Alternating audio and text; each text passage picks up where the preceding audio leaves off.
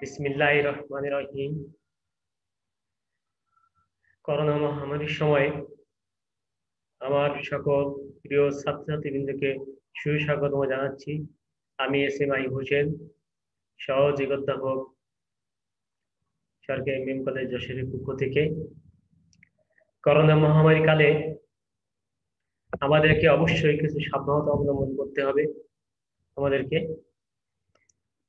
আমরা একটু একটু জিনিস খেয়াল করে দেখতে পারি আমরা যে আমাদের সমাজে একটি দ্বিমুখী চিত্র আমরা লক্ষ্য করছি। যে কাউকে বললে ভাই মাস্ক পরেন না কেন, ও মাস্ক পরে কেউ লাভ হবে না, যার করোনা তার হবে, আল্লাহ যার নেবে তার নেবে। আসলে এই কথাটি একেবারেই ভুল। জন্মিলে মরিতে হইবে, এ কথাটা ধ্রুব সত্য। সৃষ্টিকর্তা একজন আছে, এটা সত্য। সৃষ্টিকর্তা আমাদের সৃষ্টি করেছেন, এরা সত্য। সৃষ্টিকর্তা আমাদের জীবন দিয়েছেন, এটা সত্য। সৃষ্টিকর্তা আমাদের মৃত্যু দিয়েছেন, এটা সত্য। অন্য ধর্মগ্রন্থে কি আছে জানি না, তবে আমার আল কোরআনে আছে আমি মানুষকে জীবন সৃষ্টি করেছি এবং মৃত্যু সৃষ্টি করেছি তাদেরকে পরীক্ষা করার জন্য। তারা কতটুকু পরেশগিরি অর্জন করেছে সেটা পরীক্ষা করার জন্য তাদেরকে আমি জীবন এবং মৃত্যু দুটি জিনিস সৃষ্টি করেছি তাদের মধ্যে। সূরা মুলকের মধ্যে এটি আছে আল কোরআনের। যাই হোক, আমি একটি গল্প দিয়ে শুরু করতে চাচ্ছি। এক ব্যক্তি তার বাড়ির সামনে দাঁড়িয়ে আছে। আকাশে প্রচুর মেঘ, গুড়ি গুড়ি বৃষ্টি পড়ছে, প্রচুর বজ্রপাত হচ্ছে। লোকটি বাইরে দাঁড়িয়ে আছে নির্বিকার, আল্লাহ আল্লাহ, আত্মবিশ্বাস অনেক বেশি আল্লাহর প্রতি, মুখে দাড়ি, সাদা স্বচ্ছ আপদমস্তক একজন ভদ্রলোক। এক ব্যক্তি পথ দিয়ে যাচ্ছে, তাকে বলল, আপনি এখানে এমন ভাবে দাঁড়িয়ে আছেন কেন খোলা জায়গায়, খুব বজ্রপাত হচ্ছে, আপনি ঘরের ভিতরে ঢুকে যান। বললো, বাবা আমারটা আমি বুঝে নেবো, আপনি যান, আপনার কাজ আপনি দেখেন। কিছুক্ষণ পর আরেকটি দ্বিতীয় ব্যক্তি আসলো। সে বলল, চাচাজি আপনি এভাবে দাঁড়িয়ে আছেন কেন বাইরে, খুব বজ্রপাত হচ্ছে, আপনি নিরাপদ জন্য ঘরের ভিতরে ঢুকে যান। বললো, বাবা তোমার পর তুমি দেখো, আমারটা আমি দেখছি। একটু পরে তৃতীয় আরেক ব্যক্তি আসলো, সে একই কথা বললো। তাকেও এক প্রকার ভর্ৎসনা করে লোকটি দাঁড়িয়ে দিল। কিছুক্ষণ পরে লোকটি বজ্রপাতেই মারা গেল। যারা ধর্মীয় দৃষ্টিতে আলেম মুফতি, তারা নিশ্চয়ই এভাবে ব্যাখ্যা করেছেন, যেহেতু উনি পরেশগিরি লোক, আল্লাহর প্রিয় বান্দা, আল্লাহ চেয়েছিল তার মৃত্যুর অন্যভাবে হোক, তাকে বজ্রপাতে তাকে মৃত্যু দিতে চায়নি। তা আল্লাহ পরপর তিনজন মানুষ না, মানুষকে তিনজন ফেরেশতা তাকে পাঠিয়েছিল তাকে সাবধান করার জন্য। কিন্তু সে আদৌতে কোনো সাবধানতা অবলম্বন করেনি এবং সে সেটাকে তোয়াক্কাই করেনি, তাদেরকে পাত্তাই দেয়নি। মূলত আল্লাহ তাদেরকে পাঠিয়েছিল একটা ওসিলা স্বরূপ ওই ব্যক্তিকে সাবধান করার জন্য। যে ব্যক্তি নিরাপদ, তুমি তোমার নিরাপত্তা অবলম্বন করো, আমি বজ্রপাত সৃষ্টি করছি, এতে তোমার মৃত্যু হতে পারে। সে এটাকে কোনো পাত্তাই দিইনি আমাদের। আল্লাহ বলছে, আমি তোকে সাবধান করলাম আর তুই সাবধান হলি না, সুতরাং তোর মৃত্যুটা আমি এভাবেই দিব। এবং ফলে কিছুক্ষণ পরে সে বজ্রপাতে মারা গেল। এই ব্যাখ্যা থেকে আমরা বুঝতে পারি যে আমাদেরকে সৃষ্টিকর্তা মৃত্যু দিবেন, এটা অবশ্যম্ভাবী, এটা ধ্রুব সত্য। No man is immortal. আমরা বলতে man is immortal, man is mortal, no man is immortal. আমরা প্রায় এই বাক্যটি বলে থাকি, এটা সত্য। আমরা বাঁচবো না পৃথিবীর চিরকাল, পৃথিবীতে আমরা থাকবো না, এটাও সত্য। কিন্তু আমাদেরকে বলছে, তুমি সাবধান হও বান্দা, এবং তুমি তোমার নিরাপত্তা নিজেই বিধান করো। তা এই করোনা মহামারী কালে আমাদেরকে অবশ্যই সাবধানতা অবলম্বন করতে হবে। যে যাই বলুক না কেন, আমি অনেক গতকালকে কয়েকটি গ্রামে ফোন করেছিলাম কয়েকজনের কাছে, ভাই আপনার গ্রামে করোনার কি অবস্থা? ভাই করোনার কিছু নেই, কোনো কিছু নেই, কোনো সমস্যা নেই করোনা। বাংলাদেশের সদর হাসপাতাল, সাতক্ষীরা সদর হাসপাতালে কি অবস্থা, যশোর সদর হাসপাতালে কি অবস্থা, কোনো রোগীর জায়গা নেই, আইসিইউ বেড খালি নেই, বারান্দাতে করোনা রোগী শুয়ে আছে, গাড়িতে করোনা রোগী অপেক্ষা করছে কখন সিট খালি হবে, তার রোগীটি ভর্তি করতে পারবে হাসপাতালে, এই অবস্থা। তাহলে ভাই, আপনার তো গ্রামে কোনো রোগী নেই, কোনো কেউ করোনা আক্রান্ত কোনো এই কোনো ব্যক্তি নেই, তাহলে হাসপাতালে এত রোগী যাচ্ছে কোথা থেকে? কোনো উত্তর দিতে পারে না সে। আসলে কি, তাহলে আমরা পাগলের মতো উদ্ভ্রান্ত হয়ে ছুটতেছি চারিদিকে দিক বিদিক, আমাদের নিজের নিরাপত্তা আমরা নিজে অবলম্বন করছি না, আমরা নিজের নিরাপত্তা বিধান করছি না। অর্থাৎ যে ব্যক্তি একবার এই করোনা, যার পরিবারে হামলা দিয়েছে, আক্রান্ত হয়েছে, সেই ব্যক্তি বুঝছে যে করোনার কি জ্বালা, হাসপাতালে কি অবস্থা, কি দুর্বিষহ জীবন, এবং সমস্ত ধন সম্পদ দিয়েও তাকে বাঁচানো যাচ্ছে না, হাসপাতালে ব্যয় করেও, টাকা পয়সা ব্যয় করেও, লক্ষ লক্ষ টাকা ব্যয় করেও তাকে বাঁচানো যাচ্ছে না। বাংলাদেশে প্রতিদিন 2 থেকে 250 লোক মারা যাচ্ছে, এটা আমরা প্রতিদিন দেখছি। পৃথিবীতে প্রায় 5-6 হাজার লোক মারা যাচ্ছে দৈনিক, আমরা দেখতে পাচ্ছি। গতকালকে ইন্দোনেশিয়াতে প্রায় 1,500-এর মতো লোক মারা গেছে। আসলে আমাদের নিরাপত্তা বিধান করতে হবে, আমাদেরকে নিয়মিত মাস্ক পরিধান করতে হবে, আমাদেরকে অবশ্যই সামাজিক দূরত্ব মেনটেন করতে হবে। আসলে ইসলামের যে বিধি বিধানগুলো দিয়েছে সেগুলো মানলে আমরা সবাই বিপদমুক্ত হব ইনশাআল্লাহ। আমরা যদি মাস্ক পরি, একদিকে করোনা, একদিকে ধুলাবালি, একদিকে আজমা, বিভিন্ন রকম বিপদ আপদ থেকে আমরা রক্ষা পাবো। আমরা উদ্ভিদ বিজ্ঞানের ছাত্র, আমরা জানি বিভিন্ন গাছের পোলেন গ্রেন থাকে, এই পোলেন গ্রেন গুলো আমাদের অ্যালার্জি সৃষ্টি করে থাকে। এই পোলেন গ্রেন থেকে রক্ষা পেতে হলে আমাদের মাস্ক পরিধান করা উচিত, যাদের অ্যালার্জিগত সমস্যা আছে। সুতরাং মাস্ক পরে পড়লে যে শুধু করোনা থেকে রক্ষা পাবো তা না, আরো অনেক অনেক বিপদ থেকে আমরা রক্ষা পেতে পারি। বাস্তবিক পক্ষে বাতাসে প্রচুর ডাস্ট থাকে, এই ডাস্ট গুলো আমাদের অনেক ক্ষতি করে থাকে, বিভিন্ন জীবন আমাদের দেহে প্রতিনিয়ত প্রবেশ করে। আমাদের মাস্ক পরলে আমাদেরকে অবশ্যই অনেক কিছু আমরা রক্ষা পাবো, কিন্তু ঘরে যখন থাকবো তখন মাস্ক পরা দরকার। তখন আমরা উন্মুক্ত নিঃশ্বাস নেব। আমার গ্রামের পাশে আমি আমার গার্ডেনে আমি খোলা মেলা ঘুরে বেড়াবো, সেখানে সেখানে আমি নিঃশ্বাস নেবো, সবুজ গাছপালায় আমি প্রাণটা ভরে ফেলবো। সুতরাং অবশ্যই আমাদেরকে মাস্ক পরিধান করতে হবে, এবং আমাদের সামাজিক দূরত্ব, অর্থাৎ নির্দিষ্ট দূরত্ব আমাদেরকে একে অপর থেকে মেনটেন করতে হবে। তাহলে আমরা এই করোনা নামক মহামারী থেকে আমরা রক্ষা পেতে পারি। আর সর্বোপরি আমাদের মাননীয় সরকার প্রধান টিকার ব্যবস্থা করেছেন সবাইকে বিনামূল্যে। এই জন্য আমি মাননীয় প্রধানমন্ত্রীকে অসংখ্য ধন্যবাদ জানাবো, এবং তাকে ধন্যবাদ জানিয়ে আমি শুরু করতে চাই না। তাহলে একটি টিকার মূল্য অনেক অনেক বেশি, তার চেয়ে জীবনের মূল্য আরো বেশি। একটি জীবনকে যখন, একটি টিকা যখন একটি জীবনকে বাঁচানোর অসিলা হয়ে যায়, তখন টিকার মূল্য অনেক বেশি হয়ে যায়। সুতরাং এই টিকা যে আমাদের সরকার মহোদয় বিনা পয়সায় আমাদেরকে দিচ্ছে, এটা আমাদেরকে সবাইকে সাদরে গ্রহণ করা উচিত এবং যথাযথ ব্যবহার করা উচিত। এবং আমরা এই টিকা গ্রহণ করব, এবং আমরা প্রত্যেক থেকে সহযোগিতা মেনটেন করব। আমরা প্রত্যেকে মাস্ক পরিধান করব, এবং আমরা করোনা থেকে রক্ষা পাবো। এবং মহান আল্লাহ তাআলা, মহান সৃষ্টিকর্তা আমাদের পৃথিবীকে আবার সুন্দর পৃথিবী দান করবেন, এই ভরসা রেখে আমরা ক্লাস শুরু করছি, শেষ নয়, শুরু করছি।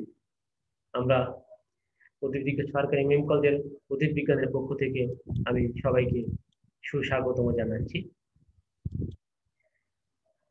আমার পরিচয় একবার বলেছি, তবে আর আমার পরিচয় দিতে চাই। আমি এস এ মাহিব হোসেন, সহযোগী অধ্যাপক,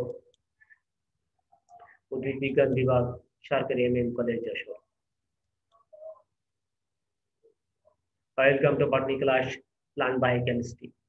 আমরা অনার্স 3য় বর্ষের ক্লাস শুরু করতে যাচ্ছি, প্লান্ট বায়োকেমিস্ট্রি ক্লাস। ইতিপূর্বে আমরা অনেকগুলি ক্লাস নিয়েছি। ইতিপূর্বে আমাদের 6টি টপিকস আমাদের শেষ হয়ে গেছে পড়ানো। এটি আমাদের শর্ট টার্ম টপিকস, আমরা আজ পড়বো। আমরা কিছু ছবি দেখতে পাচ্ছি, অর্গানিক লাইফ স্টাইলের কিছু ছবি, প্যাপিয়া আমরা ছবি দেখতে পাচ্ছি, আনারস, পাইনাপেল, আমরা ওয়াটারমেলন, ম্যাঙ্গো, গ্রেপস ইত্যাদি বিভিন্ন রকম ফ্রুটস আমরা দেখে থাকি। বিভিন্ন রকম ডেইরি প্রোডাক্টস, তাই না, এগুলো আমরা পেয়ে থাকি। এগুলো মূলত সবগুলি হচ্ছে এনজাইম রিচ ফুড, এগুলো সব হচ্ছে এনজাইম বিস্কুট। এগুলোর মধ্যে অর্থাৎ কিছু এনজাইম থাকে, যে এনজাইম গুলো আমাদের শরীরে বিভিন্ন কর্মকাণ্ডে তারা ভূমিকা রেখে থাকে মূলত। সাপোজ আমি যদি বলি পেঁপের ভিতরে একটা এনজাইম আছে, প্যাপিন এনজাইমটা। এই এনজাইমটা আমাদের পরিপাকে খুব গুরুত্বপূর্ণ ভূমিকা পালন করে থাকে। অর্থাৎ এই বাসায় একটা পেঁপে গাছ লাগানো মানে একটা ডাক্তার পোষা।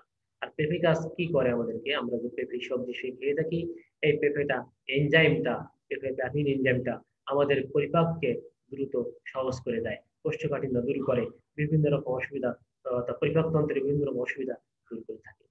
এবং এরকম এনজাইম বিস্কুট আমরা খাবার খেলে আমরা আমাদের শরীরকে আমরা ভালো রাখতে পারি। এনজাইমের একটা কাল্পনিক চিত্র এখানে বিজ্ঞানী দাঁড় করিয়েছেন, সেই ছবিটা আমরা এখানে দেখতে পাচ্ছি। এখানে বিভিন্ন কালারিং করে বিভিন্ন রকম কম্পোনেন্টস এখানে দেখানো হয়েছে। অর্থাৎ এক অর্থাৎ লাল কালারে একটা, এখানে সবুজ কালারে একটা, এখানে গোল্ডেন কালারে একটা, এখানে গ্রিন কালারে একটা, অর্থাৎ বিভিন্ন রকম কম্পোনেন্টস গুলো দেখানো হয়েছে। এগুলো এখন মূলত এনজাইম, এই চিত্র দিয়ে আমি বুঝতে পারছি এনজাইম মূলত একরকম পদার্থ নিয়ে গঠিত নয়, অর্থাৎ বিভিন্ন রকম রাসায়নিক পদার্থের সমন্বয়ে এনজাইম তৈরি হয়ে থাকে। আজকের পড়ার টপিক হচ্ছে আমাদের সপ্তম অধ্যায় এনজাইম চ্যাপ্টার। এনজাইম চ্যাপ্টারকে আমরা একদিনে পড়তে পারবো না।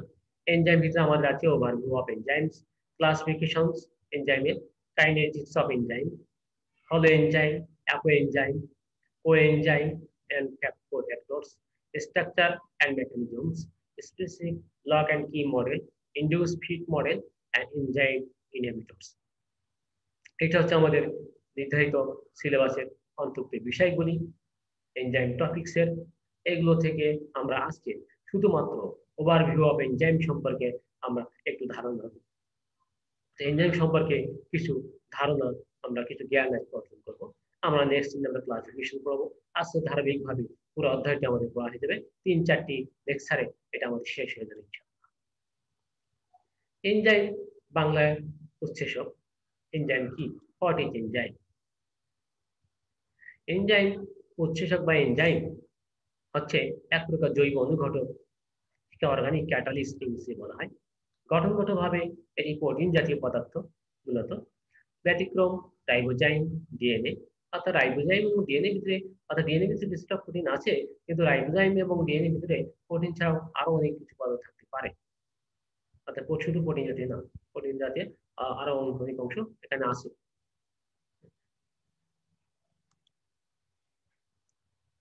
উৎসেচক শব্দটি বা এনজাইম শব্দটি বিজ্ঞানীরা 1718 সালে সর্বপ্রথম এনজাইম শব্দটি ব্যবহার করেন। বিজ্ঞানী কোন? 1878 খ্রিস্টাব্দে। 1897 সালে ইস্ট কোষের জাইমেজ আবিষ্কৃত হয়। গার্নার 1926 সাল থেকে, অর্থাৎ কোষ থেকে ইউরেজ নামক এনজাইম পৃথক করে। ইউরেজ নামক এনজাইম পৃথক করে এবং বলেন সকল এনজাইম প্রোটিন দ্বারা গঠিত হয়।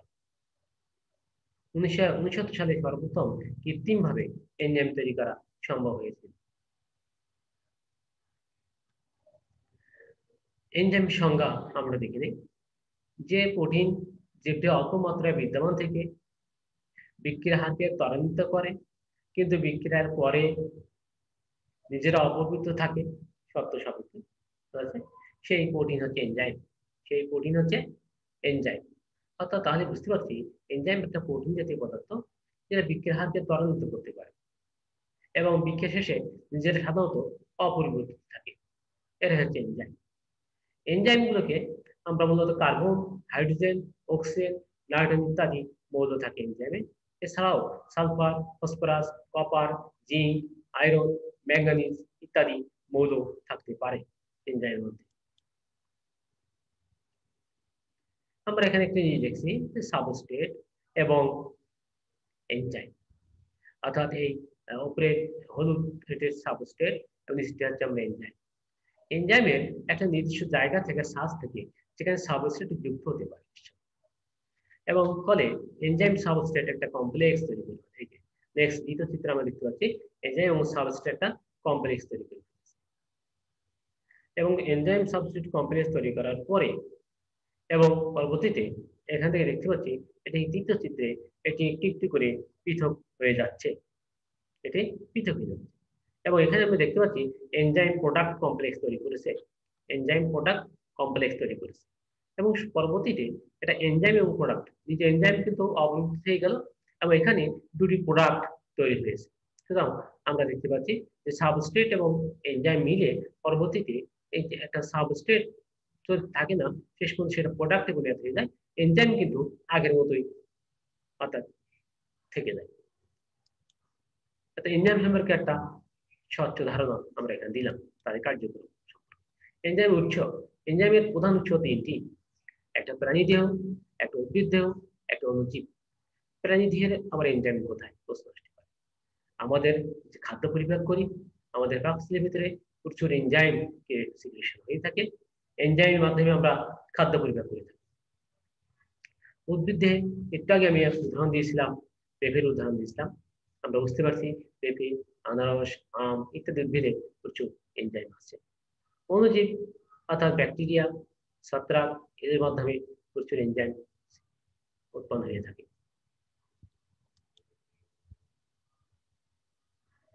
আমরা একটা এনজাইমের চিত্র দেখছি এখানে, ডাইজেস্টিভ এনজাইমস, আমাদের পাকস্থলীতে এইভাবে এনজাইম সিক্রেশন হয়ে থাকে।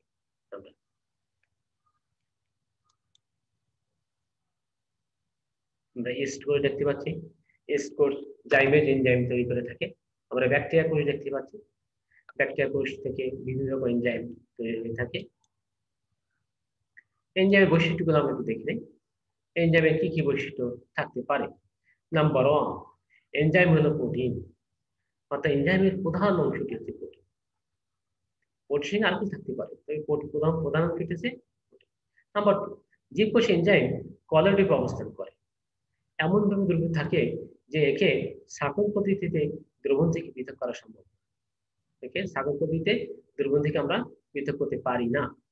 নাম্বার 3 হচ্ছে কি এর কার্যকারিতা পিএইচ দ্বারা নিয়ন্ত্রিত হয়। সকল এনজাইমই পিএইচ 6 থেকে 9 এর মধ্যে সবচেয়ে বেশি ক্রিয়াশীল হয়ে থাকে। এখন প্রশ্ন হতে পারে পিএইচ দ্বারা নির্ণীত হয়, পিএইচ কি আমরা জানি। কোন দ্রবণের হাইড্রোজেন আয়নের ঋণাত্মক লগারিদমকে ওই দ্রবণের পিএইচ বলা হয়। পিএইচ এর মাত্রা 0 থেকে 6.99 অর্থাৎ বিফোর 7 বলে আমরা অ্যাসিড বলে থাকি। পিএইচ এর মান যদি 7 হয় তো নিউট্রাল পদার্থ, এবং 7 পয়েন্ট অর্থাৎ অ্যাবভ 7 থেকে 14 পর্যন্ত এর মধ্যে যারা থাকে সবাই তারা ক্ষার।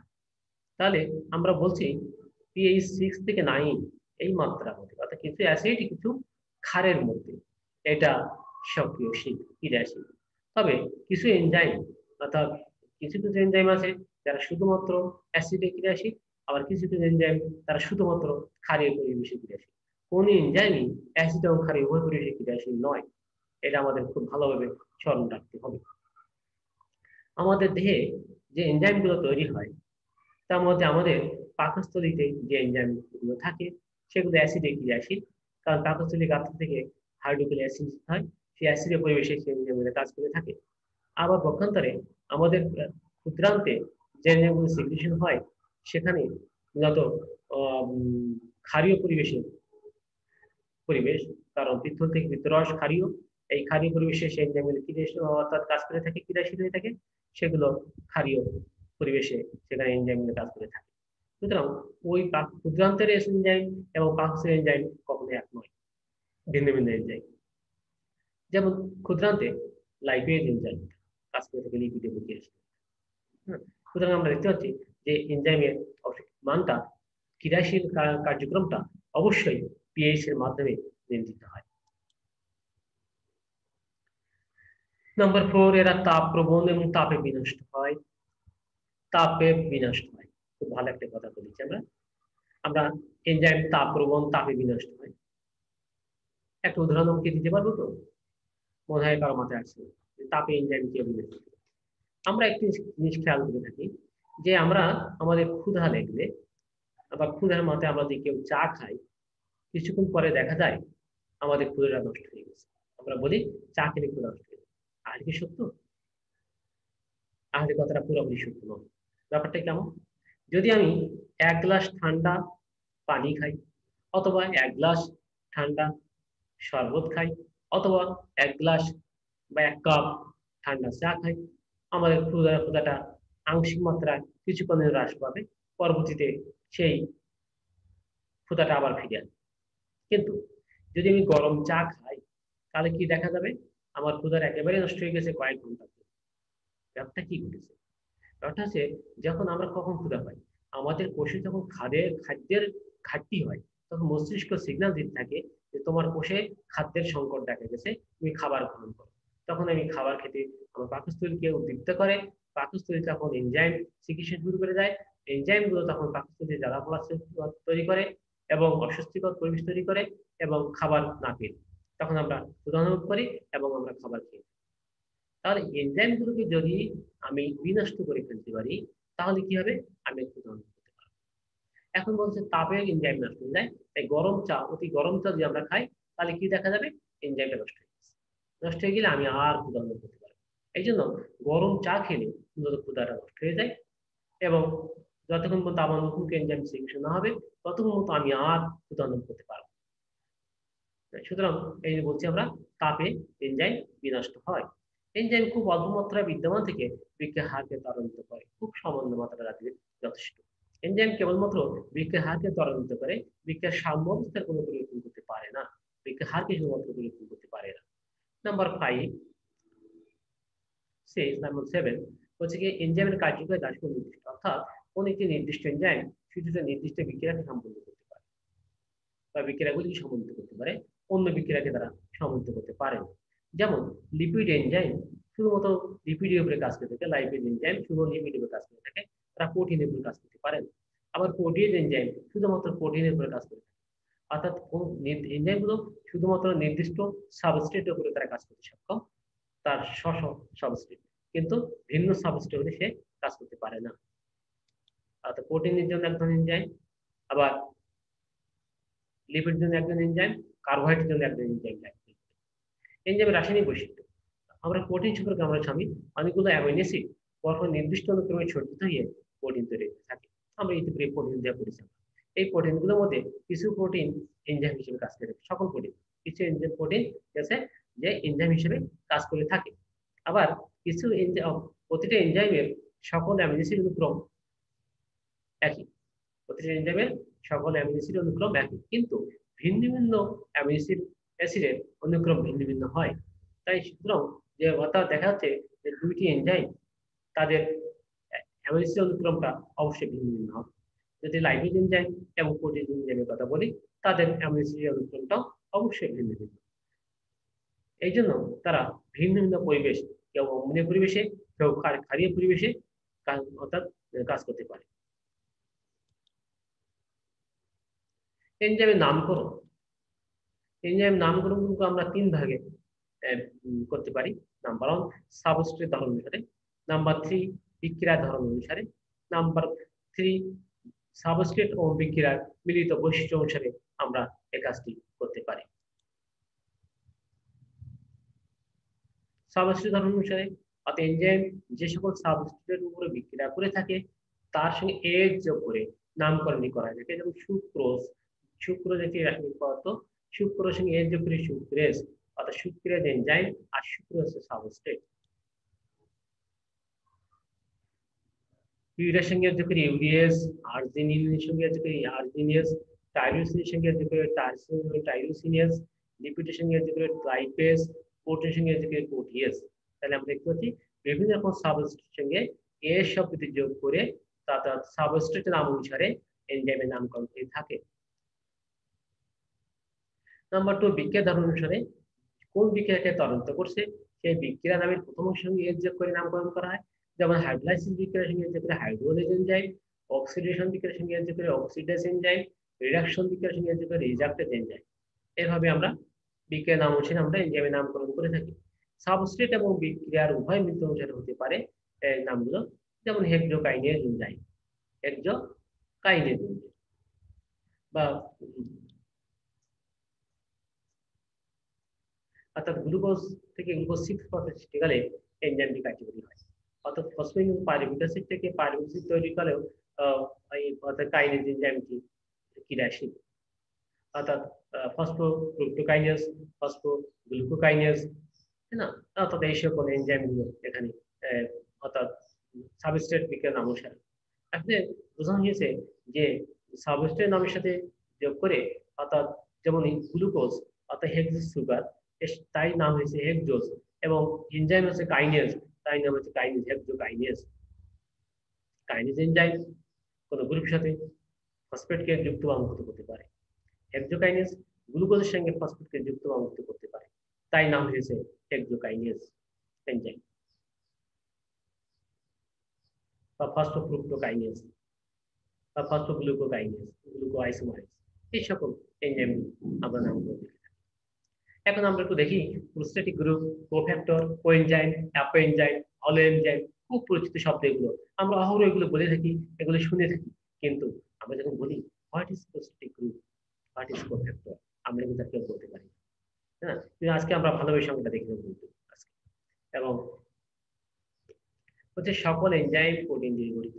আমরা ইতিপূর্বে বলেছি যে সকল এনজাইম শুধু প্রোটিন দিয়ে গঠিত তাকে বলা হয় সরল এনজাইম। কোনো কোনো এনজাইমের প্রোটিন অংশের সাথে একটি অপরিণ অংশ যুক্ত থাকতে পারে, এই ধরনের এনজাইমকে আমরা বলি কনজুগেটেড এনজাইম। অর্থাৎ প্রোটিন অংশের সঙ্গে অপরিণ যুক্ত হলে সেটাকে আমরা কনজুগেটেড প্রোটিন, আর এনজাইমকে তখন বলবো কনজুগেটেড এনজাইম।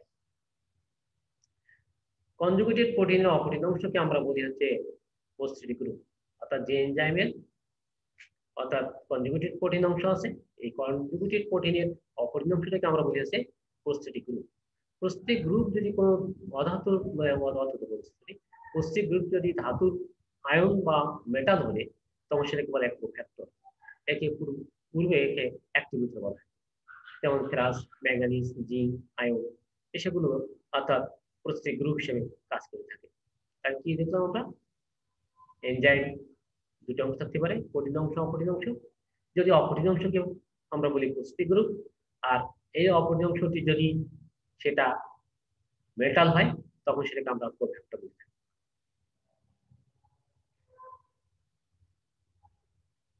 যদি এই অপরিণ অংশটি অর্থাৎ প্রোস্টেটিক গ্রুপটি যদি কোনো রাসায়নিক পদার্থ হয় তখন সেটাকে আমরা কোএনজাইম বলি, যেমন এপিডি, এনএডি, জিটিপি ইত্যাদি, এগুলো হচ্ছে কোএটিপি, এগুলো সবই কোএনজাইম।